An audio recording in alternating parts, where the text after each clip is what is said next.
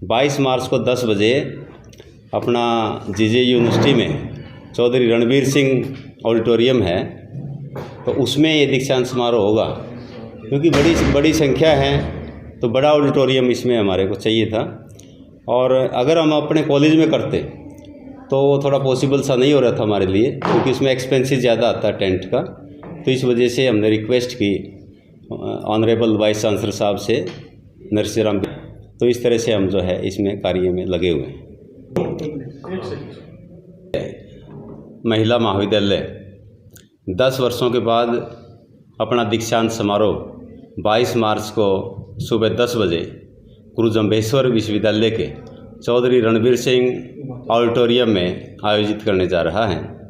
और इसमें हमारे मुख्य अतिथि हैं प्रोफेसर डॉक्टर नरसिंह राम बिश्नोई जी, जो ऑनरेबल वाइस चांसलर हैं गुरु जम्भेश्वर यूनिवर्सिटी के फ़िलहाल।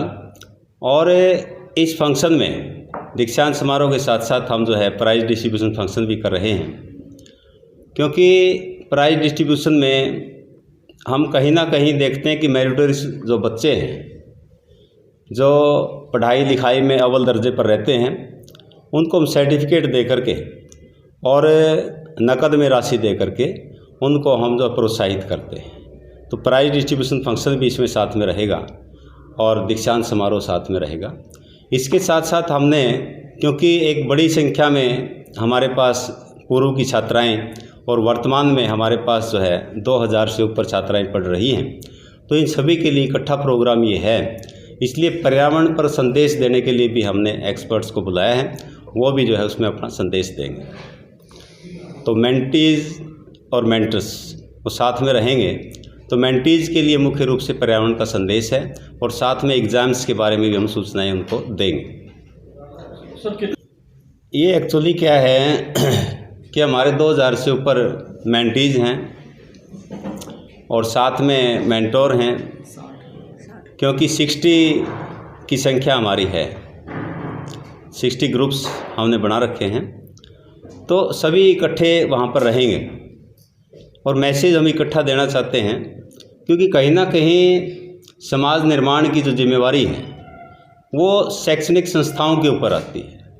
और मैं मानता हूँ कि मंदिर मस्जिद गुरुद्वारे से ज़्यादा पूजनीय स्थल शैक्षणिक जो संस्थाएं होती हैं, स्कूल हैं, महाविद्यालय हैं, यूनिवर्सिटीज़ हैं, उन्हीं को मैं पूजनीय स्थल मानता हूँ। कितनी छात्राओं को सर सम्मानित किया जाएगा, किस किस फील्ड में उन्हें सम्मानित किया जाएगा? इसमें एक्चुअली ज़्यादातर बच्चे हमारे मेरिटोरियस बच्चे हैं, और इसमें कुछ एनएसएस के विद्यार्थी हैं जो अच्छा काम कर रहे हैं। उनके साथ साथ एनएसएस मित्र का कॉन्सेप्ट हम लेकर आए हैं। जैसे 200 बच्चे हमारे एनएसएस में हैं, तो एक बच्चे को सिलेक्ट करेगा, तो 200 एनएसएस मित्र हमारे हो गए। तो उन मित्रों को हम जो है मोटिवेट करना चाहते हैं, उनको भी सर्टिफिकेट दिए जाएंगे कि उनको भी हम एनएसएस का कॉन्सेप्ट समझाने में कामयाब हों, और कॉलेज के एडमिनिस्ट्रेशन में वो सहायक हों।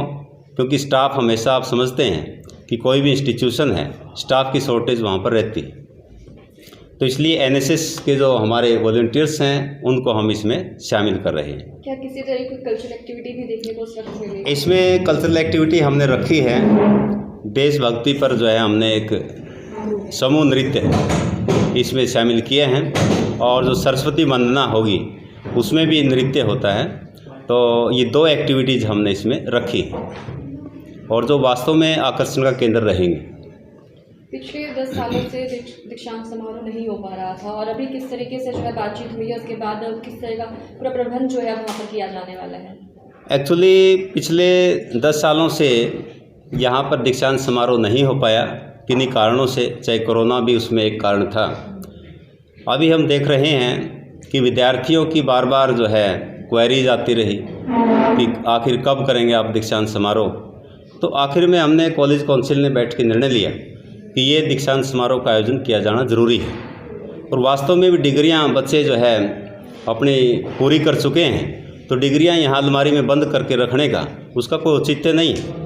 क्योंकि डिग्री प्लेसमेंट पर बच्चे को डिग्री की आवश्यकता रहती है, और वो डिग्री उसके हाथों में सौंपी जानी चाहिए।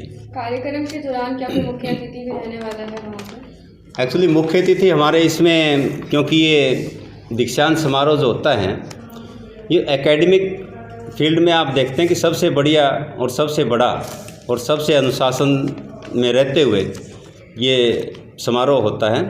तो इसलिए जो हमारे ऑनरेबल वाइस चांसलर है प्रोफेसर डॉक्टर नरसिंह बिश्नोई जी, वो हमारे मुख्य अतिथि इसमें रहेंगे।